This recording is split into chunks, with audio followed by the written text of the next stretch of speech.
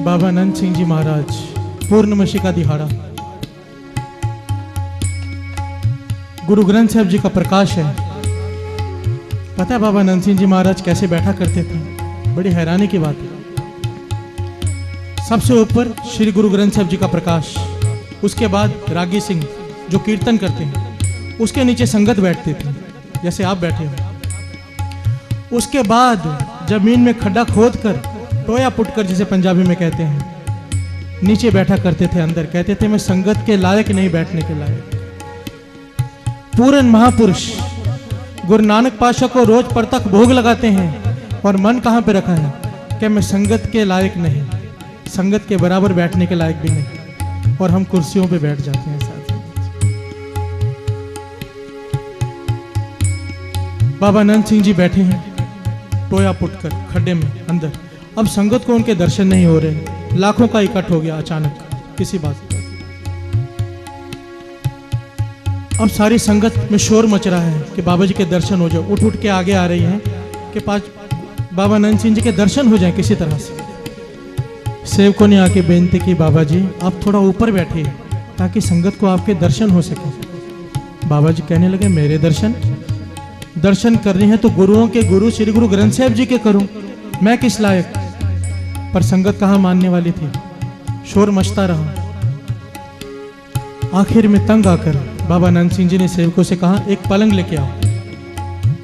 ध्यान दीजिए साथ, एक पलंग लेके आओ। पलंग आ गया, तख्तपोश आ गया। अब कहने लगे इसमें चंदोआ बांधो, चांदनी बांधो, जैसे यहाँ बांधे हुए हैं ये चंदोआ, इसे चंदोआ कहते हैं, ये बांधो। कईयों के मन में ये बात आई, पहले तो कह रहे थे मैं दर्शन देने लायक नहीं, अब अपने लिए चंदोआ बांध रहे हैं, पलंग पे बैठेंगे। पर बाबा नंद सिंह जी ने क्या किया? अब कहने लगे श्री गुरु ग्रंथ साहब जी का स्वरूप लेके आओ। पलंग पर श्री गुरु ग्रंथ साहब जी का स्वरूप विराजमान किया और खुद चौर से पकड़ कर खड़े हो गए। साथ संगत जी संगत को दर्शन दिए भी तो किस प्रकार?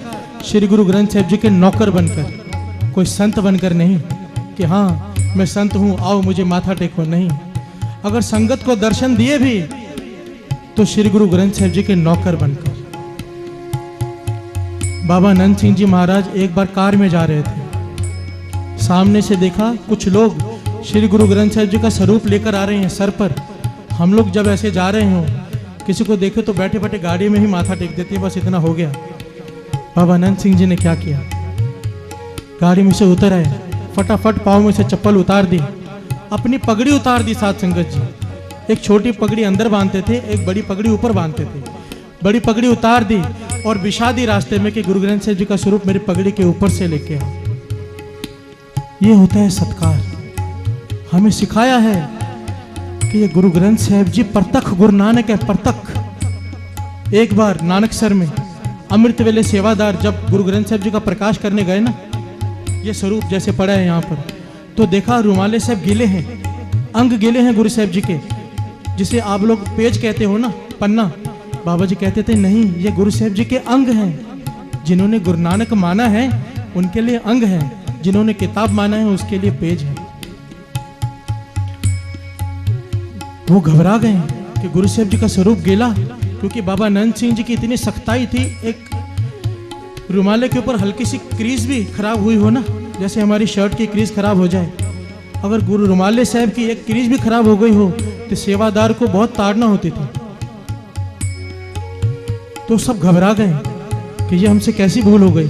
डर डर के बाबा नंद सिंह जी के पास आए, कहने लगे पातशाह बहुत बड़ी भूल हो गई, पता नहीं कैसे हो गई, क्या हुआ। गुरु साहब जी का स्वरूप हमने देखा तो अंग गिले हैं, रुमाले गिले हैं। बाबा नंद सिंह जी की आंखों में आंसू आ गए। साथ कहने लगे मुझसे भूल हो गई, इसकी वजह से ऐसा हुआ। सेवादार हैरान हो गए, आपसे क्या भूल हो गई? बाबा नंद सिंह जी ने क्या कहा? साथ संगत जी ये बात अपने हृदय में बिठा लीजिए, ये किताब नहीं, ये प्रगट गुरां की देह है। गुरु गोविंद सिंह जी महाराज ने अंतिम समय में क्या कहा था? हमें आखिरी वचन क्या कहा था? आज्ञा पई अकाल की तभे चलायो पंथ, सब सिखन को हुक्म है गुरु मान्यो ग्रंथ। गुरु ग्रंथ जी मान्यो क्या? किताब नहीं।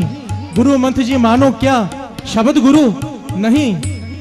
गुरु ग्रंथ जी मान्यो प्रगट गुरां की देह, ये प्रत्यक्ष गुरु बैठा है। कई ज्ञानी ध्यानी लोग कहते हैं शब्द गुरु शब्द गुरु, बाबा नंद सिंह जी कहते थे नहीं, शब्द में खोजना है।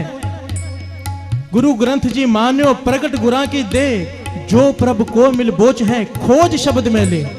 खोजना शब्द में से है, मानना प्रत्यक्ष देह है।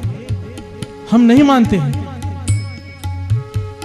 बाबा नंद सिंह जी कहने लगे आज अमृत वेले दास, कहने सुनिए कितनी भावना है। कहते हैं रोज अमृत वेले हम गुरु नानक पातशाह को सुरती से स्नान कराते हैं। सुरती से, सुरती में कितना बल है, जिसमें भावना हो उसमें बल होता है। कहते हैं लोटा भरकर पानी का हम गुरु नानक पातशाह को सुरती से स्नान कराते हैं।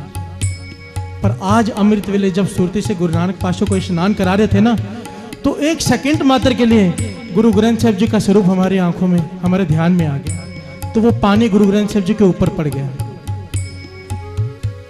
इसका भाव समझिए। वो जब स्नान कराते थे तो एक सेकंड के लिए अगर स्वरूप का ध्यान उनके मन में आया, पानी स्वरूप पर पड़ गया, तो बाकी पानी तो गुरु नानक पातशाह के ऊपर ही पड़ता होगा ना।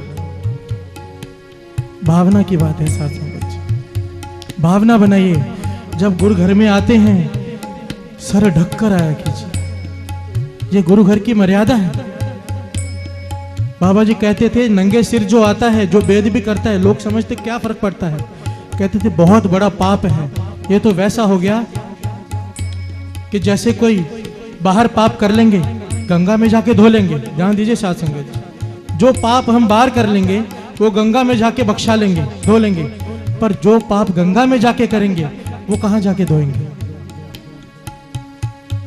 डर से आया करो, भय से आया करो, क्योंकि बाणी कहती है जिन मन भाव तेना मन भाव, कि जिसके मन में गुरु के प्रति डर नहीं है उसके मन में गुरु के प्रति प्रेम भी नहीं।